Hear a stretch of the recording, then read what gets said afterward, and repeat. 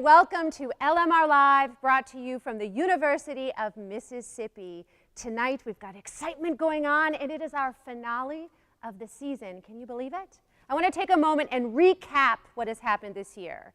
This year we have done episodes related to Voices of Mississippi in partnership with Southern Studies that featured Bill Ferris and Sharday Thomas, and that program was recently featured at Lincoln Center, Grammy Award-winning program. We had our festivities in partnership with Sarah Fest with Kelly Hogan and Jenny Conley, and that was in partnership with the Sarah Isom Center. Then we had Tony Award-winning composer Adam Gettle with us, and that was in partnership with the Mississippi Humanities Council and Southern Studies again. Then this semester, we decided to change things up a bit, and we went to the City of Tomorrow, an experimental wind quintet featuring our very own Leander Starr. Then, a little opera with Linda Lister, State of Grace, in partnership with Opera Theater. Then last week, just a week ago, we had our Medal for the Arts event at the Ford Center honoring Jim Weatherly that involved Gladys Knight, Carl Jackson, the Mississippians Jazz Band, alumni, and Brett Young. And I'm not even done, because here we are tonight. It's going to be number 39 in partnership with Ole Miss Choir. I'm not going to tell you yet who we're talking to, although you know who we're talking to, but anyways.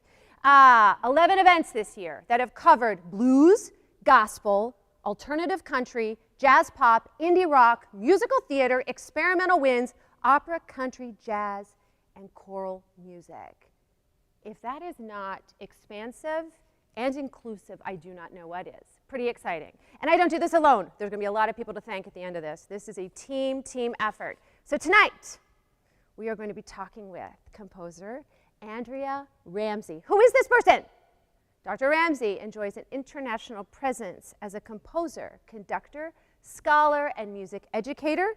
Before leaping into full-time composing and guest conducting, Andrea held positions at The Ohio State University and the University of Colorado Boulder, respectively. An award-winning composer with approximately 100 works to date. She's not old enough for that. It's amazing. She believes strongly in the creation of new music. I like that. A native of Arkansas, Andrea has experienced in her own life the power of music to provide a sense of community, also love that, better understanding of our humanity, and rich opportunities for self-discovery.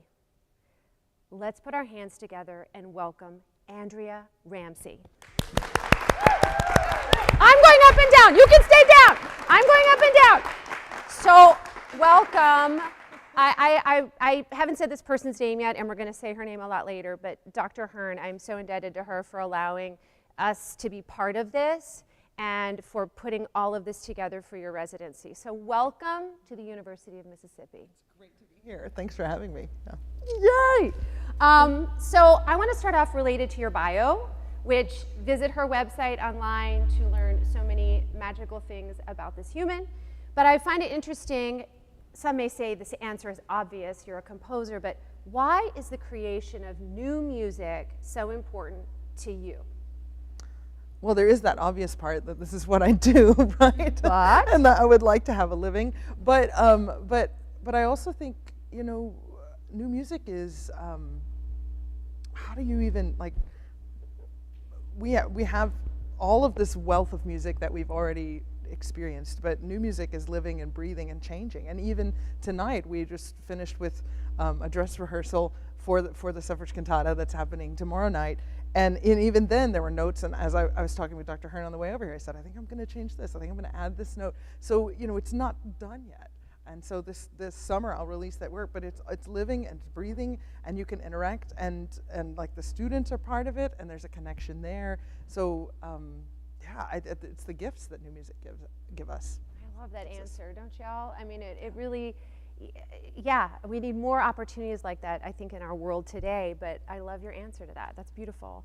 Alexis wants to know, who are some of your inspirations musically and compositionally? Wow, so we talked about this earlier today in one of the groups that I feel like there's a formative part of our listening that happens maybe sometime when you're in high school, maybe 15, 16, through the end of your college experience maybe, or into young adulthood. And it feels to me like the music that you listen to in that season is really formative. And for me, at the time that I was in that realm, I was listening to a lot of Stephen Sondheim, a lot, Yes. I know, a lot of, like, in fact, it was embarrassing, like, in our dorm room, like, there was, like, in our hall, there were all these Sondheim fans, and we would, like, geek out in the dorm listening to Sondheim, which tells you what kind of undergrad I was. But, I can 100% relate. yeah, You know. and so Sondheim, but I was also listening to choral works of Renee Clausen, Z. Randall Stroop, Morton Lauridsen. You know, these were the things that were in my ears, Bernstein, but, you know, all of, taking in all of those sounds that I think stayed with me and sort of shaped my early years of writing. And then now, I love to explore all genres. I love, particularly right now, I've really been enjoying diving into women composers that I didn't know about, and that I did sort of a deep dive in the pandemic, just a whole lot of listening because I wasn't being able to travel and do things like this. So I was home and I thought, this is a chance to explore some of these composers and discover some of the wealth of the works of the likes of Amy Beach or Madalena Sirmin or some of the, you know, so it's been great. Neat. Yeah. Is there a certain, you know, female composer you've discovered that you just find yourself, you keep gravitating towards, or is it like smorgasbord? Oh, there's a whole bunch, but like right now I've been really enjoying works of some of the living choral composers I know that are women. So Maura Smiley is doing some really great work. Dale Trumbore, Abby Bettinas, Elaine Hagenberg is a good friend. But then there's this like contingency of Canadian women composers that are doing great work right now too. Katarina Gimmon, Marie Claire Saint-Don. Oh wait, I'm missing like Sarah Cortell. Thank you. That was I was like, there's a whole bunch. But I lost Kathleen Allen. There are a lot. I'm drawing a blank on the resource in Canada where you can access the music and they'll ship it to you for free. The Canadian Music Center. That just came to me. Oh, very cool. It is it's an amazing resource. Done a couple Canadian programs, and it's so great because you can just, you know, contact them. They send you some of the scores. You can send them back, and it's awesome. Pretty cool. Pretty cool. How did you get into music? What was the? Okay. I sort of go. So what was the little I'm gonna tell you, moment? like, I'm about 5'9" tall, and I was about 5'9" in 8th grade. And that was one, and so I was playing basketball in 8th grade. Yeah. And but I wasn't great. I was just tall. And then at some It's point, amazing how people assume things, right? Right. But it was like you're tall, be on the basketball team, and so I was on the basketball team. But I was getting sort of bored with it. We started zone defense. This was not my thing. I was like, I'm not really enjoying this. Mom, I want to quit basketball. And my mom's, well, what are you going to do? You can't do nothing. You have to do something. So I was on the look for like, what is my new thing going to be? And I'm on the school bus one day. I swear, this is the real story. And this girl next to me is talking about choir. But she's particularly talking about this girl in their choir that could sing lower than all the other girls. And my little competitive 8th grade spirit was like, I bet I can sing lower than her.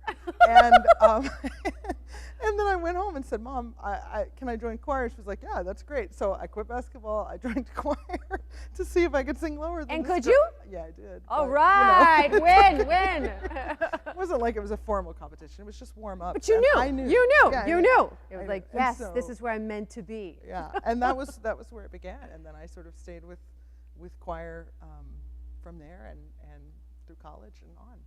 Very neat. Yeah. What was the first piece you ever wrote? In my senior year of high school, I wrote an Ave Verum Corpus, and we were performing William Byrd's Ave Verum Corpus. So it wasn't particularly original, but I loved that piece, and I'm in this choir room, it's tile floors, fluorescent lights in Arkansas, but I felt transported. Yeah. I felt like I was in a cathedral, and I was like, what is this? This is magic. And so that drew me. Like, it took a whole year. I didn't know what I was doing, but that was the first piece I wrote. So you wrote that, and did you get to perform it with that group?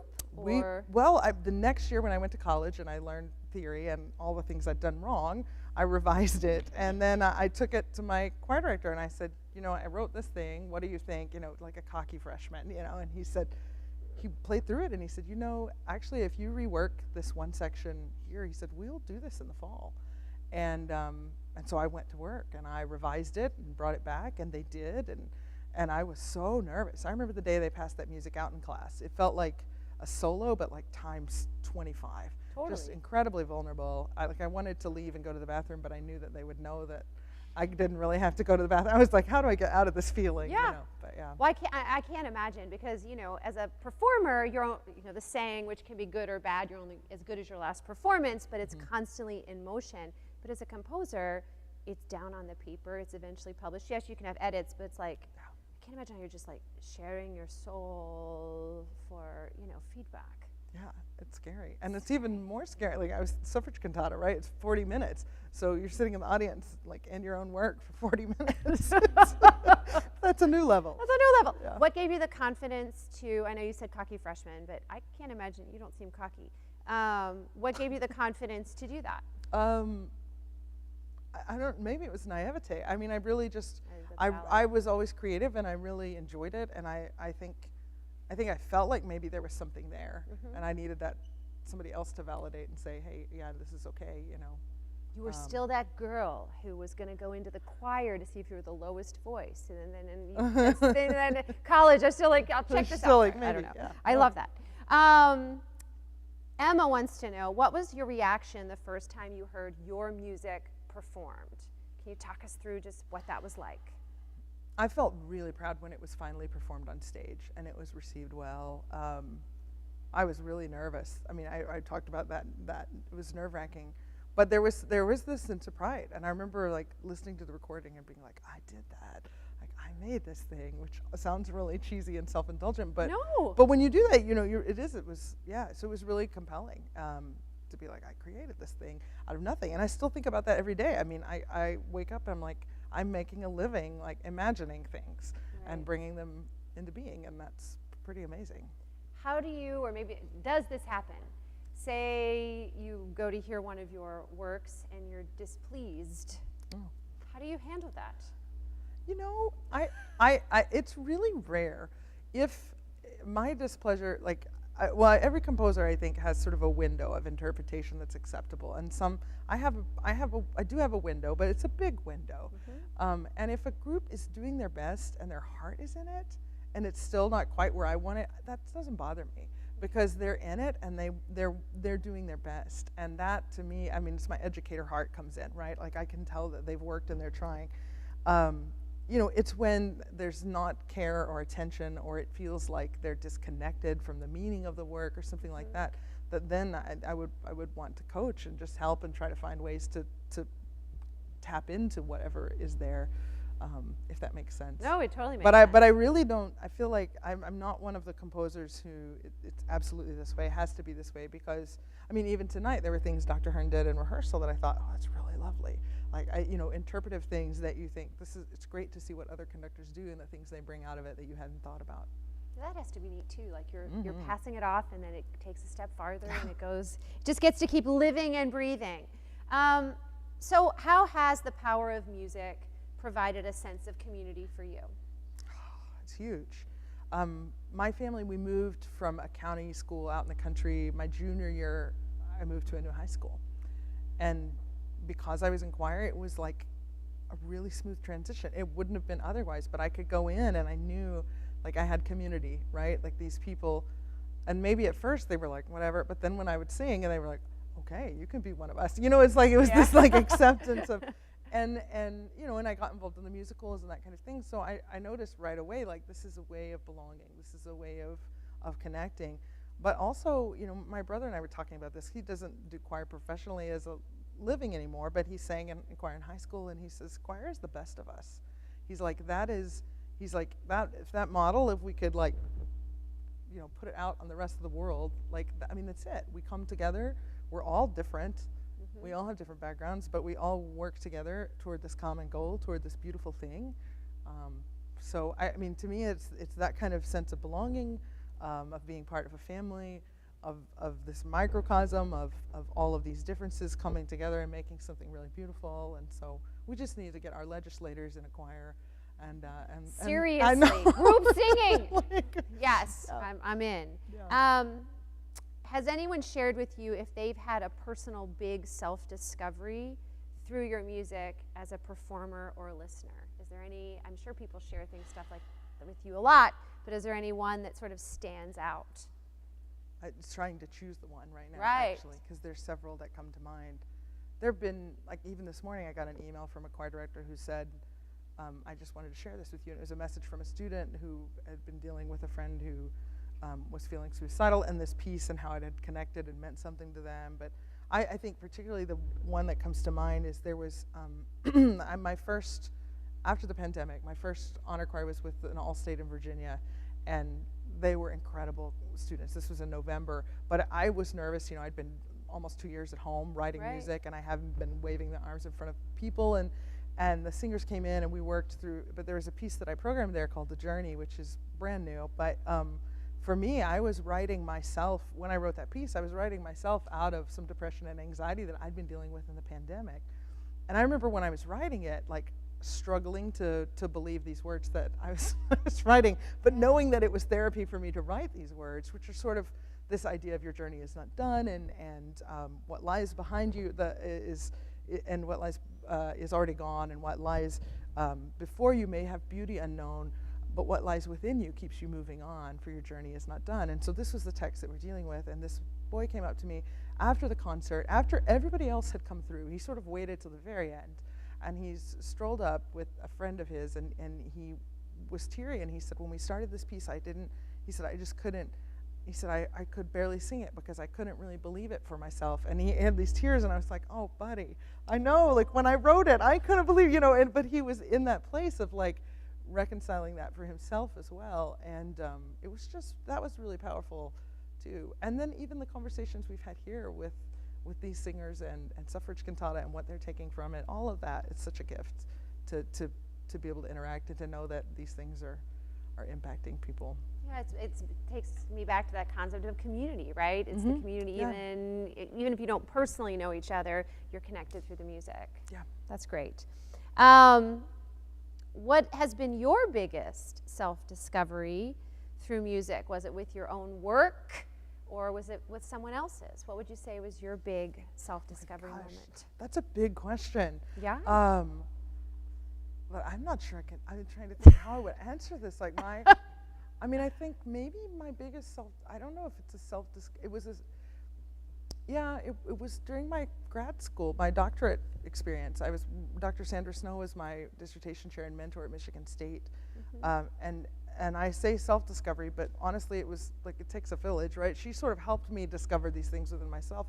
But I saw her model this, but then it was the discovery of we talk about, there's lots of different ways that power exists in the world, right? There's power over, there's power to do something, there's power within. And the power within piece of things has maybe been one of my biggest discoveries through music. Is just the ability that we have to impact things, to change things, but also to sort of stand in our own bodies and in our own skin and be like, hey, our stories matter as women or as people of color or as whatever the issue it may be, but like to sort of own that power within is something that music has given me, because I don't know that I did that so much, but singing and composing has sort of opened that up. I love Conducting. that answer, yes. Yeah. Yes. Took me a while to get there, but we did. No, but you did. I mean, and that's very, I feel like you're really sharing like heart here. That was really nice. Oh, Thank you. sure. Thank you. Well, let's segue towards the suffrage cantata. Okay. Want to talk about that. I'm going to read something from your website. Sure. So the suffrage cantata, this work is about a distinct moment in history, but it was also composed during a critical moment in history. The music and texts capture the struggle for suffrage among women who were separated by the color line, but united in an understanding of the importance of women having the capacity to participate as full and equal citizens. Just as the women involved in suffrage raised their voices, artists must also make their desires for a better world clear, and that is why we implore you to involve singers who embody the women characterized in this work as authentically as possible, so that audiences can connect to the conflicts and triumphs of the road to suffrage. That's powerful. And a student has a question related to that. Okay. Are those last statements your way of political, social activism through your work? I don't know. Why do I shy away from the idea of activism? But I feel, because I don't. There are some things that I'm very activist about. For me, I didn't really think about it as activism as much as I thought about it as representation. I think that there have been a lot of stories untold. Suffrage is one of them, like the depth of those stories, but there are a lot of stories of incredible figures who are people of color that have not been told as well. And so that statement, I wish I could take credit for all of it, but it was crafted together and jointly with Dr. Marcia Chatlin, who's professor of African American Studies at Georgetown. And we talked about that. And so part of this work was deliberate in centering soloists who were singing the words of black suffragists, and then saying, when we come to it, like, let's think about this. Like, let's think about representation in soloists. And it's not without, it's not lost on me that this is creating conversations for people, and that it's also, and I think it's a really long overdue conversation in the choral world. I've had choir directors write me, and they were like, well, we don't really have a soloist who, you know, and it's like, in your community at all? And then they'll say, oh, you know what, we found a soloist from this university who's willing to come and sing. And I think, again, community, but I also think, like, building bridges and connecting, because sometimes we stay siloed in our own communities, and I sing with people who look just like me, and you sing with people who look just like you, and the world is bigger than that, and I think we're starting to move into spaces that are better than that, I hope. And so I hope that was what you were looking for. No, I think, does that answer it for you? Yeah, I mean, I love that idea of representation. In your opinion, Miranda wants to know this. In your opinion, what's the biggest thing women have to fight for today? Well, you guys are hitting me with the softballs here. I'm like, what are you doing? Well, I think there are plenty of things. Autonomy, equal pay, for starters. And then I think we're learning to sort of own ourselves, but there's let's be real. Like, I think the hardest part is you're women, like, just being a woman comes with certain societal expectations, that you're more nurturing, that you're more loving, that you're more mothering, caring, soft, polite, gentle, deferential. These are all sort of things that are associated with being a good woman, right? And then on the other side, there's leadership or success. And then there are traits that are associated with that, which are being decisive, being assertive, having opinions, making good judgment decisions, those kinds of things. All of these things. And then how do you all of those? Like, how do you put all of those together as a woman? And I think we skew one way or the other, right? Like, so if you're like, I'm going to be a leader and I'm doing these things, well, then part of society has a problem with you because that doesn't fit the soft, nurturing, gentle part of it. Or if you're like, well, I'm doing this, well, then you're not being taken serious in the boardroom, right, because of this thing. So it's a tight wire that's pretty impossible to walk, and I'm glad that we're starting to sort of break out of that a little bit and really have those hard discussions about, like this is not realistic. No, it isn't, and why can't there be nuance within it, right? Right. I mean, sure, that you can be, right. Yeah, I mean, no matter what gender, that there's, there can be nuance of what. Yes, that's it, that we can be our full human selves, emotions, strength, all of that, regardless. Yeah, because I agree with you, 100%. So talk to us a bit about the texts that are in this work. There's a lot of text. All of the texts in the work come from historical documents, speeches, banners, signs, pamphlets. I don't know why I'm gesturing. Signs, pamphlets. She's speaking my language.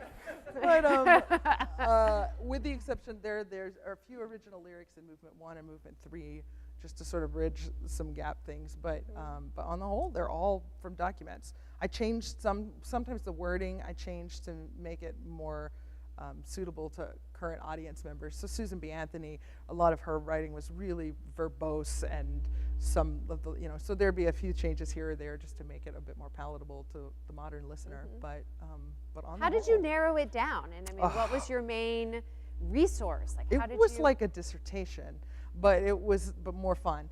And so I color coded. Like I printed out.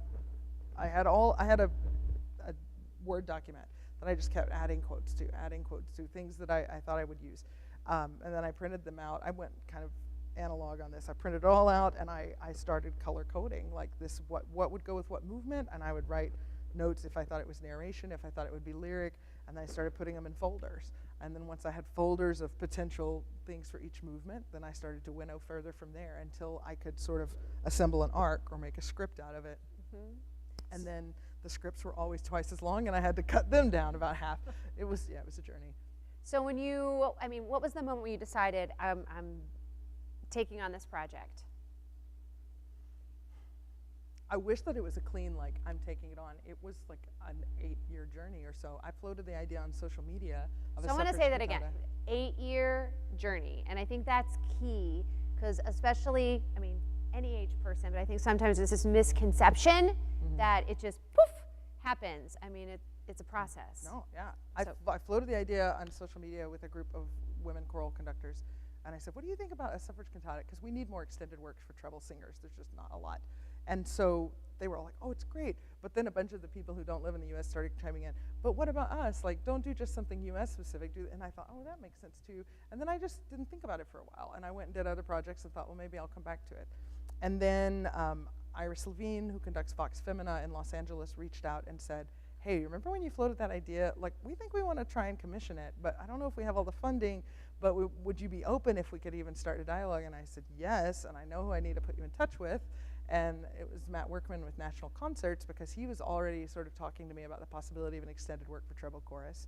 So those two brilliant minds came together, and they said, let us do this. We're going to form a consortium of treble choruses. We'll take that off your plate. You can just worry about the music. And so really Matt Workman did the bulk of that heavy lifting.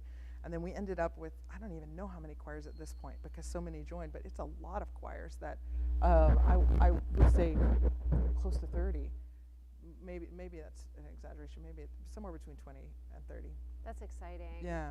And I like the points you made about, those people coming together to do what they need to do on the business side so you could focus on the artistic side, and how you just very consciously connected those dots to make the opportunity happen, or else it might not have. Right. Yeah. All right. So you're here in Oxford for this work to be done on the University of Mississippi campus, yes? Yes. I think we should bring out the person who is responsible for getting you here. Yes. Help us welcome Dr. Libby Hearn. I'm losing myself. Oh no! So glad you're here. Yes, we're hugging you. Well, welcome. This is not Dr. Hearn's first time on an LMR Live, but the last time it was virtual. It was. But now it's like we're we here. get to actually have living, breathing people in the presence. You get to sit on the very low couch. Not made for tall people. No, we're both. Yeah. So, Libby is an assistant professor here. She is a conductor, presenter, clinician, adjudicator, and you make things happen. So why did you jump on board with this? We were talking about this earlier today. I knew the suffrage centennial celebration of the suffrage, the ratification of the 19th Amendment, all that was happening in 2020. And so I started looking, I wanted to commemorate that some way musically, and started looking for music, and there just is really not a lot out there, especially for treble choirs, that talks about this subject. And so this consortium came about, and I was like, perfect timing. And I knew it would be fabulous because of who was writing it, and so we jumped on board, and it's been a 2-year, I've been dreaming this, and this has all been a two-year process, so it feels a little surreal that it's happening tomorrow. Yes, it is. There were so many moments like that with the pandemic. Yeah. Like, it's like, okay, this was supposed to be 2020, now we're in 2022, but it's worth the wait, yeah? Absolutely, yeah. So how has the process been for you working with the students on this? It has been transformative. It has been educational. I wish we'd had about another month to sit with it and live with it. We had to learn some Beethoven first, and so once we got through Beethoven, but I am just so proud of the students because we dove in deep and fast. But I did not want we could not do this piece justice by not taking the time to understand what it was that we were singing about. And so I was just really grateful for them because there are parts of this cantata that are hard to take and that we don't know about, and we've had to learn about and unlearn some things. And the students have just really been have opened their minds to new things and dialogue. So it's been great. That's wonderful. Yeah. So you're creating a sense of community through this concert tomorrow. I mean, you have different groups coming in, yes? Yes. Who are those groups?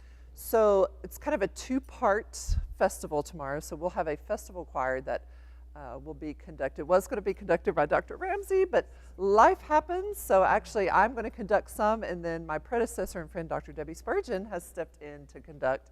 So we will have some high school students from North Mississippi and Oxford, some community college students, a few middle school students, and some adult singers. So this is a multi-generational festival choir experience, which I'm just really excited about. So will they come together for the first time They will. tomorrow? So they've been Yes. working. They haven't been working, so this is a reading choir, which means everybody gets the music when they get there, Wow. which is exciting, but also a little scary when you're conducting. So we will all start learning the music together, and so they will Wow. have about 5 hours to get a concert ready. And so they will Amazing. perform the first half of the concert, and then the suffrage cantata will be the second half. Yeah. So in the suffrage cantata, is there a favorite quote? Is there or a spot that just? My personal favorite spot, we performed some of our favorite spots, which I didn't ask you if any of those were your favorites. And I'm about to We were ask you gonna the say- same Oh, yeah, question. well, I I want to think put you on the so. spot. But there's a section in the last movement, which is a letter that's being read from Senator Harry Burns' mom. He was the last vote when they ratified the amendment in Tennessee, which was the last state needed. And as a mother of a son, it just, every time we sing it, the way it's written, it's beautifully written. It sounds like a lullaby to me. I don't know if that was intentional, but it's just a very sweet and tender moment. But I think about my son and just the power of that mother-son relationship. He wasn't going to vote for suffrage. He was anti-suffrage, and she penned this letter to him, and he changed his vote. And then we break out into this celebratory song. So that's my favorite moment in the cantata. Yeah. How about you? Do you have a favorite moment, or is It's that like sort very of a- difficult? Like pick your favorite Yeah, child. Yeah. It's sort of a toss-up, but I'll say one of my favorite moments. Okay. And I don't have to commit, but one of my favorite moments comes at the end of the work. It's the pairing of two different ideas of forward out of darkness, leave behind the night, forward out of error, and forward into light. And this paired with and that was on a banner for the National Women's Party, which was led by Alice Paul and was primarily a white suffrage organization. And then it's paired with the text, lifting as we climb, onward and upward we go, we knock at the bar of justice, asking an equal chance, which is from a speech by Mary Church Terrell. And I just love those weaving of those two texts and those two melodies together at the end. And then I like the end. It has this build and it feels final, but the very last chord in the piano is unsettled because we're not quite done yet, right? There's still more. So that moment I like. Wow. So how much do you think about your audience when you're writing? I mean, does that steer you at all? Yeah, normally I would say sometimes, but not always. Or when I'm working with a commissioner, I'm thinking about what do they want their Right. audience and their people to take from it. In this case, I thought about the audience mostly from the angle of saturation point reach. Like, how far can I push an audience before they're tuning out? Like, how much narration can they handle? How much, particularly in Movement 4, there's some really tough material to go through when we're talking about like abuse of suffragists in prison and forced feedings and things like this. And I had to really think hard about how much can the audience do before they're like, I can't anymore. Right. And so giving the audience a moment to catch their breath and then be like, okay, whoa, okay, more, and so I thought about it in that way, in the sense of pacing. Yeah. How much do you think of your audience when you're programming? Oh, for sure, a lot. I'm students first, always, and what's going to work best for them and where they are developmentally. But of course, we want, part of our job, I feel like, is to make choral music relevant and to share the power of choral music with those that may not know about it. And I think in order to do that, you have to be really smart about your programming. And that's why, again, I love this piece, because I think it is so perfectly timed for just where we are as a society and where these students are, and they've grown up in such a different, place than I don't know. I'm sorry, I don't know how y'all are, but we, And I'm much older than both of you, Yeah, so and different so- time. to take advantage of that opportunity where we are right now, I think. But yeah, I mean, always think about audience, students first, but of course, yeah. Yeah, I mean, I love the multi-generational aspect. Do you think, having multiple generations coming to the performance, do you think, are there certain themes that you think are going to be universal no matter the age, or do you think about how that's going to land differently? I'll jump in just because Please. I have seen it performed a couple of other times Yeah. before this, and one of the things that struck me with the audience in California was when we got to that letter moment that you talked about, there were so many women in the audience who grabbed the person next to them and they were like, look, the mom, look, like I could tell that they were having an identity moment sort of with that, which I thought was really interesting. So that moment I thought grabbed. There were also sort of some audible gasps in the movement forward that I talked about that was heavy, because they were sort of like, what? How did we not know about this? Yeah, why are we not? Yeah, Exactly. why are we not discussing this? Why hasn't this been part of it? And that's part of the experience. And I think what is so powerful about it is because you will leave changed, and you will leave knowing things you didn't know. And that's pretty special, and that's That a is. privilege and a great. I told the students that's a big responsibility for us as performers too, to handle that with care. 100%. And I'm biased, but I think that music is the best arena for those moments to happen. Because even if someone, say the text is too much, they can choose to tune it out, but there's still going to be the music. And then when they're ready again, they can, segue back in, and, oftentimes heavier things can be processed a little bit better, in that arena than just spoken word, right? Well, we can't wait to see it. Anyone have a question for Dr. Hearn? I just want to say again, I want to thank you for taking on this project and having this transformative experience for our students and for our community, and bringing Andrea here. We appreciate it. Thank you. It has been my pleasure. All right, we've been very heavy. No, you can't leave. You can't leave. We've been heavy, so we're going to lighten it up a little bit with the game. All right, got to make sure we got the peaks. I don't want people to be zoning out. Okay. Here we go. Little game time.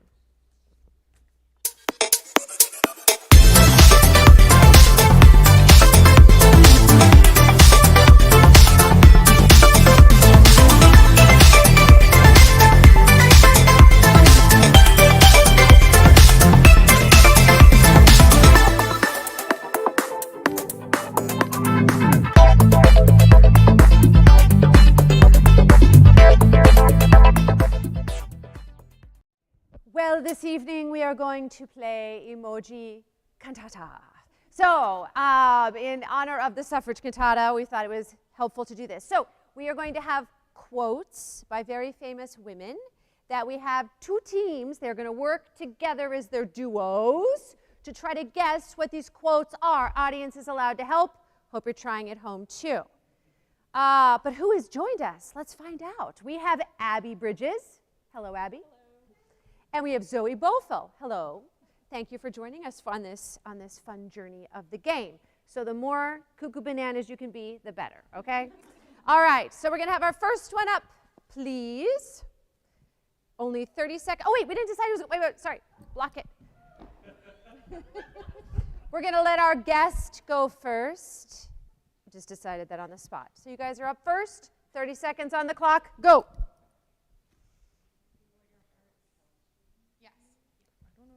That's totally it. Only do what your heart tells you to. That is correct. Only do what your heart tells you. Anyone know who said it? Anyone? Anyone? Princess Diana. No, that was totally right. Just telling you who said it. Just Princess Diana. All right, next one up.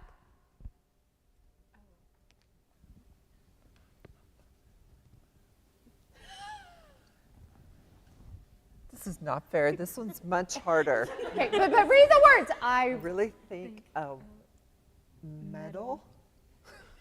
is It's defined not by their win, trophy, but how Win. they can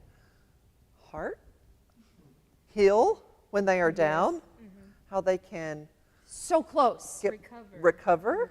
Yes, when they can recover when they Fall. Yes. Okay. So the first emoji represents one. I really think a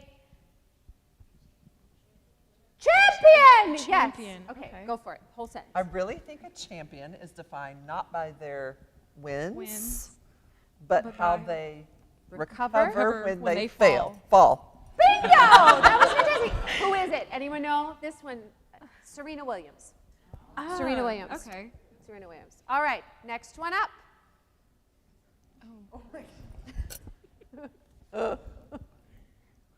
Don't think about making yourself fit the world. Think about making the world fit you. Yes, yes, yes, yes. Only thing we changed is instead of you, it's women. Yes? Excellent, Zoe. Who is it? Don't think about making women fit the world. Good guess, Lady Gaga. Gloria Steinem. Steinem. I was going to say that. Yes. Yes. Didn't they did well on these, yes? Did we get a point for Steinem? That I said Gloria All right, are you keeping track over there? Okay. All right. All right, counting from Miranda Shapiro. All right, right, next Abby. one. Think like a winner. queen. A queen is not scared to quit. Blank is another rock to, is that a rock? You don't muscle rocks. Too strong, another, okay, come on Abby. Trying. Like. Think like a queen. A queen queen is is not not scared. Is that right? Is not afraid. Afraid okay. to, a queen is not afraid to, That's Fail. Fail. okay. Fail is Failure. another, No. that is not a mountain, friends. There is a mountain emoji. Stepping stone. Another stone to conquer. Greatness. Oh. Greatness. Greatness. Oprah Winfrey. I don't think they got that one, but think like We a did queen. not. A queen is not afraid to fail. Failure is another stepping stone to greatness. Greatness. Okay. Okay. You guys are doing good though. Okay, thank you. All right, next one. Thanks for making us feel better. Absolutely. This is a good one.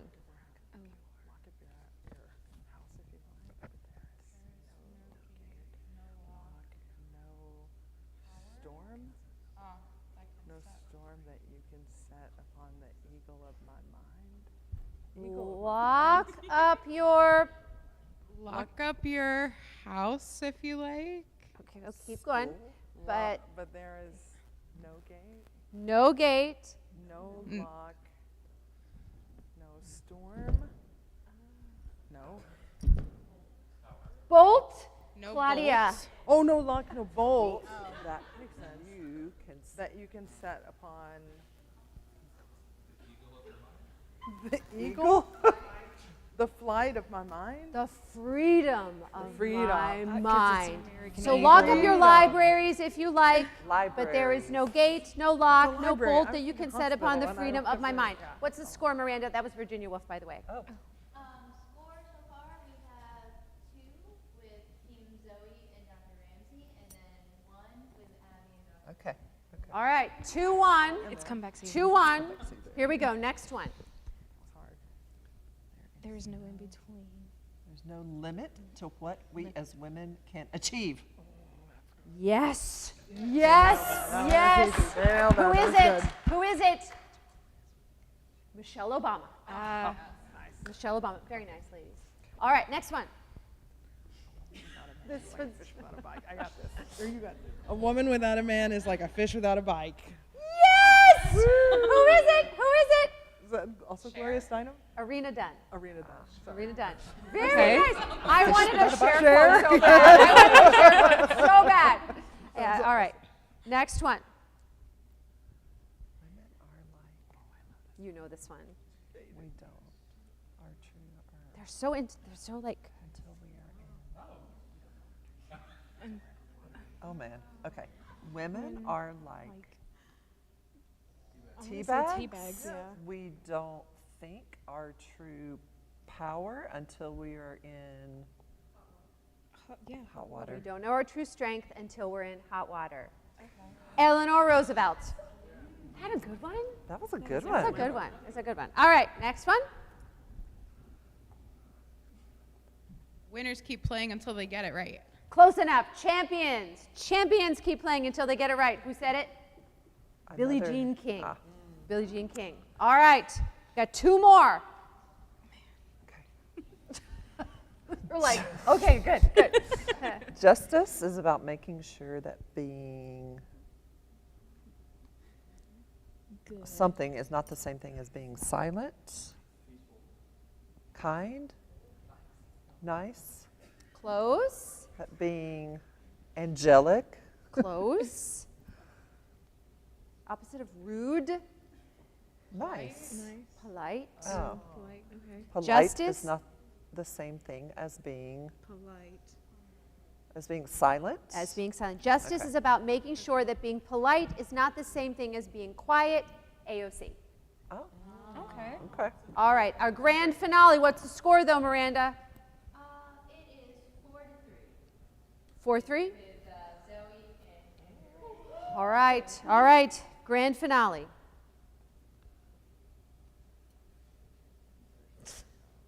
Everyone's so quiet. We're thinking, we're processing. Right. So serious. Yeah. Yes. Always be a number one version of.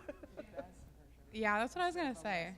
Always be the best version of yourself instead of a lesser version of somebody else. So close. So close. Look at the numbers. Always be a number one. First. Always be a first version of yourself. Always be a first version of yourself instead of a second version of somebody else. That makes sense. Okay. Anyone know? Judy Garland. Oh, Did you that's know? Lovely. Did you know? No. You have all the answers. So how did you all fare? Did you get any of them? People are quiet. Merciful days. Tough crowd. Thank you very much, Zoe. Thank you Yes. very Thank you, Abby. much. Again, thank you, Dr. Hearn, for all you're doing. Yes. Appreciate it. All right, so my question for you. What is on your playlist right now? What are you listening to? What do you listen to for decompressing? Actually, that's kind of what I've been doing. I've been going through like Apple Essentials into different genres, and like right now I've been kind of into samba for a bit, which is Ooh. it's just really great and very relaxing and makes me want to learn Portuguese. But Cool. Do you yeah. dance when you listen to it? No. No movement? Well, maybe on my own in my living room. for Yeah, fun. yeah. Yeah. But no, I'm not a dancer. No, but it gets you moving. Yeah. Okay, so samba. What do you listen to like get pumped up? Oh, I don't know. I mean, I have a playlist for that, like, and it's called it's my Pick Me Up playlist, and then I just add every time I hear a song that feels like it goes on that list, I throw it on there, and it's completely eclectic. So it could be India Ari, Laura Mvula, Sam Cooke. You know, like it I just love doesn't it. matter. It's like all over the place. No, I have to have my playlists depending on the mood. Like if it's like productivity time, or if it's like chill time, or exactly, yeah. yeah. So I got to shift the playlist. Or sometimes it just has to be silent. I mean, do you ever just need like? Oh, all the time. You know, it's weird now that I'm composing full time. I listen to so much more music than I did when I was actually conducting and teaching music all day. Because when I was teaching music all day, I would get in my car and it would be silence or NPR. Like that would be kind of my way. Because I'd had sound in my ears all day and it just sort of felt like I needed a break. So let's talk about education for a second. What would be, what are some wishes that you would have for musical education? I don't want to, you can pick whatever sphere. I mean, what would be some wishes you would have for just That it's music? everywhere, that every student has access to it, that every student has resources in their access to it. I was floored when I taught at Ohio State and I would go observe student teachers and I could go 20 minutes in this direction and that choir room would have a grand piano and every kind of poster and every kind of music that they needed, and I go 20 minutes in the opposite direction and the piano looked like it had been rolled around in a parking lot. Like, I mean, it was so scratched up and out of tune, and there was no music, there were photocopies, there were no chairs even. I mean, it was just, so the disparity between how our systems are set up and what students have access to what music is something that I would love to remedy somehow. I don't know how, but that if I could change it, that's what I would maybe, change. yeah. So for folks that are aiming to be, who are aspiring new educators, what advice would you give them? Love on your students. Care about your students first. Like, what is their musical experience? What are they taking from this? Affirm them. Like, everybody wants a place to belong and to be, you know, and so seeing the best in the students, catching them on their good behavior where you can, but also being, I think, consistent when you're dealing with classroom issues is a really big thing, especially in the beginning, to just make sure that the students know, sort of like having good boundaries, right? Yeah, for sure. What's next for you? That's a great question. You might be thinking, what am I going to eat after this? Yeah, No, what's next for you? In sense of what I'm writing, in sense of where I'm going. I meant in sense all of what you're writing, not. Yeah, I mean, yeah. if you want to share what you're going to eat, that's fine. But no, it's fine. There are some exciting things. Like right now, I'm working on a piece for a middle school choir in Atlanta. But there are some other things. Like this week, I just did contracts for Luther College. They have a big Christmas festival, and I'm going to write a carol for their candle lighting moment of that, which will be neat. And then really cool, the University of Saskatchewan in Canada, she reached out and they wanted to write a piece to honor their provincial healthcare workers. And I thought that's so beautiful. And so we're going to work together on a piece that then can be taken around the area and it's accessible enough that physicians or musicians can join in and sing with them at these different galas. So that'll be cool. Wow, what's on your bucket list? Oh, as a musician? As a musician. Yeah. Oh, I'm sorry. Immediately went to. Oh, no, places I go wanted there to then. go. No, it's okay. No, what's on your bucket list? Like, you're going to jump out of a plane. No, what are you going to do? I would love to get to all 7 continents. I've been to 5, but Antarctica's gonna. I don't know. I got to get there soon because that's. She's looking at you for advice. I don't know. You know what's crazy is that I didn't mean. There's a festival in Antarctica. I don't know. I didn't mean it in the climate change sense, but it also rings in that way too. I mean it like it's really strenuous. Like you need to be like in good health and youngish.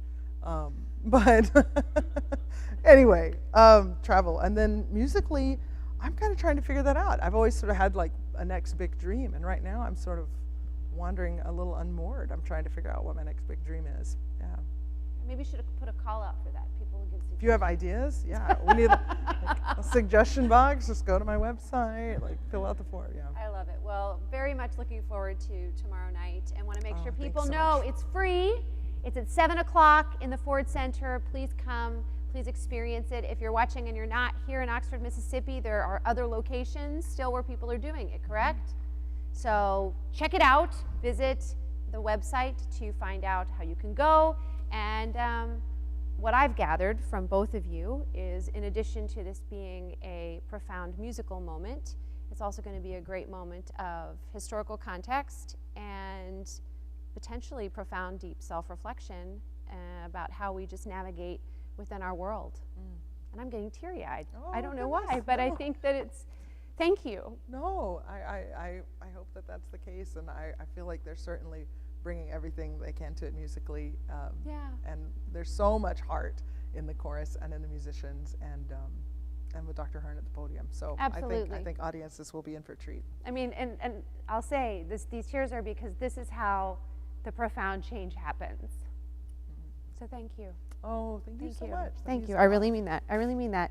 So I'm Misty. Big surprise. What's new? No. I want to thank all of our LMR supporters and partners, our loyal viewers via the web, the College of Liberal Arts, Department of Music. I want to thank our giving group, the Secret Salon Society. We appreciate you. I want to thank the people who make this possible. I want to thank Executive Managing Director Brady Bramlett. I want to thank Jordan Presley for his assistance. And at this moment, I'm going to really probably cry because I want to call up 3 unstoppable voices. I would like to call up Miranda Shapiro. I would like to call up Emma Johnson. And I would like to call up Alexis Rose.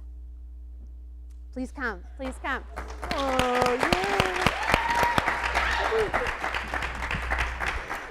These are 3 amazing women that I've had the pleasure of working with during their time at the University of Mississippi. And I hope I've taught you a few things, but I can tell you that you have taught me so much more than I feel like I've given you, and it's been a gift. And those things that I rattled off at the beginning, these women have been integral in the development and the success of those things, and I hope that it's helped you grow. And these 3 women are unstoppable voices, and I want to say congratulations on your upcoming graduation from the university. Let's give them a hand.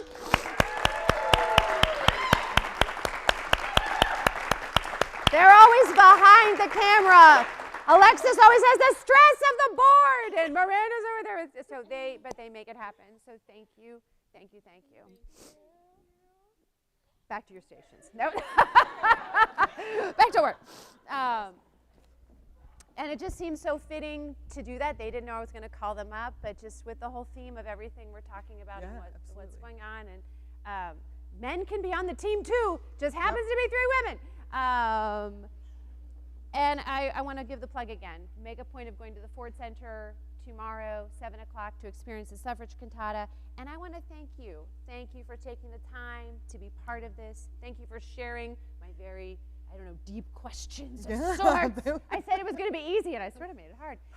But thank you. We're so glad that you're here, and thank you for this experience. And this is our finale, end of the season. But what do we have to remember? The music research revolution continues. Till next time.